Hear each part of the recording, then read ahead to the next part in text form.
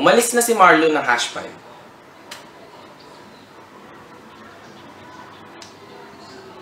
Wala po akong pake. Wala po akong pake kung maglabas man siya ng solo album o patayin siya ng ISIS via firing squad.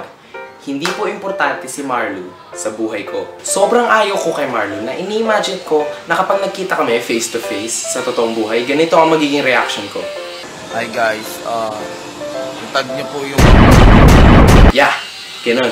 At kahit gaano ko mang subukang umuiwas o lumayo kay Marlon, para talaga siyang parasite. Palagi kong nakikita yung mga posts niya sa Facebook. Parang itong isang post niya na may nakaka-stroke na description. Guys, tag niyo lahat ng...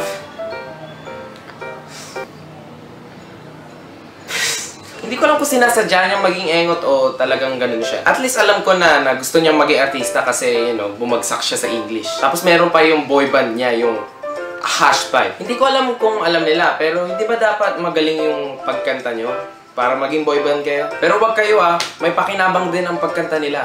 Alam niyo ba kung saan? Hindi mo talaga sasabihin ko nasaan yung pera. Hindi ko sasabihin! Sige.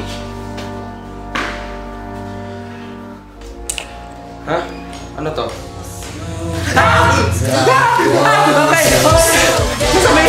Sasabihin ko na! Pinapasalamatan ng NBI ang Hash 5 para sa kanilang tulong at serbisyo. Pero bakit nga ba ayaw ko kay Marlon? Dahil ba ito sa kanyang nakakakilabot na itsura? Hindi! Kilala niyo ako, wala akong hinagpis sa mga taong may face deformity. Sobrang nakakatakot si Marlon na dapat nakasulat to sa harap ng bahay niya. Pero ang tunay na rason kung bakit ayaw ko kay Marlon, yun ay dahil una niyang nakausap ang nag-iisang Diyosa na si Ella Cruz. Drop the bass. Now, you shall drink my blood too.